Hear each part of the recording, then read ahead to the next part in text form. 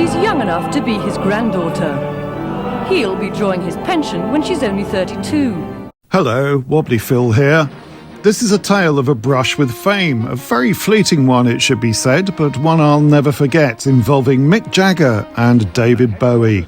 You see, I was once a silly young producer for ITV's News at 10. That's me at the end of the news desk, just as the camera sweeps in and gets up close with the show's main anchor, Sir Trevor McDonald. It was the 5th of June, 1989, at the height of the Tiananmen Square protests in Beijing. The Chinese People's Liberation Army was in the process of liberating its young people by mowing them down in the streets.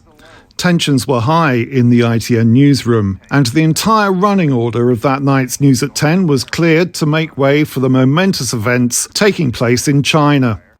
Apart from one item, the wedding of 18-year-old model Mandy Smith to 52-year-old Bill Wyman.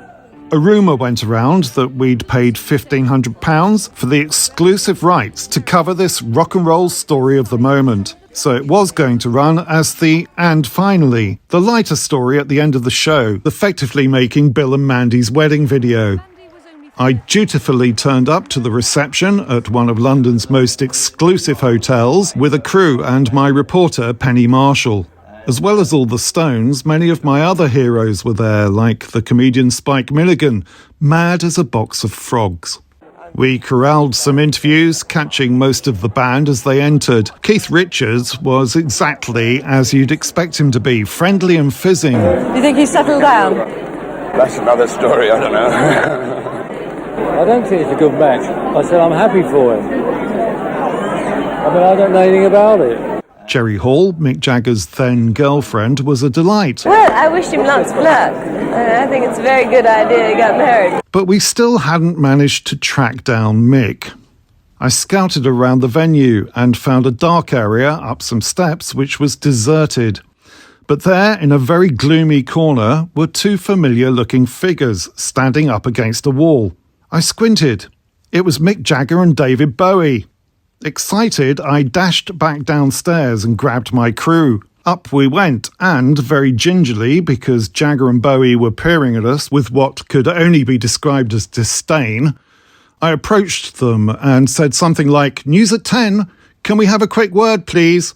Mick grimaced and said, "Nah, fuck off."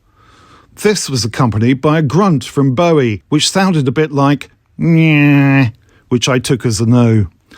I muttered another please, but the cause was clearly lost. So we retreated back downstairs with our tails firmly between our legs. I felt quite shocked to be told to fuck off by one of my rock idols, but I had some sympathy for two blokes whose private moment had been rudely interrupted. At the time, Jagger and Bowie were rumoured to be having some kind of bromance, and who was I to interfere with them hanging out together? What had I expected? That they'd go into an impromptu performance of Dancing in the Street? Well, yes, frankly.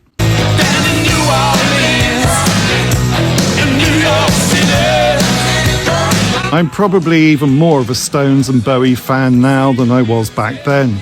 And at least it gave me a great tale to dine out on. After all, you don't meet many folk who've been told to fuck off by Mick Jagger. On second thoughts, there's probably thousands of us. What happened to Bill and Mandy? Well, Bill moved out only a few weeks after the wedding, and 4 years later his 30-year-old son married Mandy's 48-year-old mother. I hope you enjoyed this video. If you did, then please consider liking and subscribing to let YouTube's algorithm know we're doing something right here at 3 Phils. Thank you.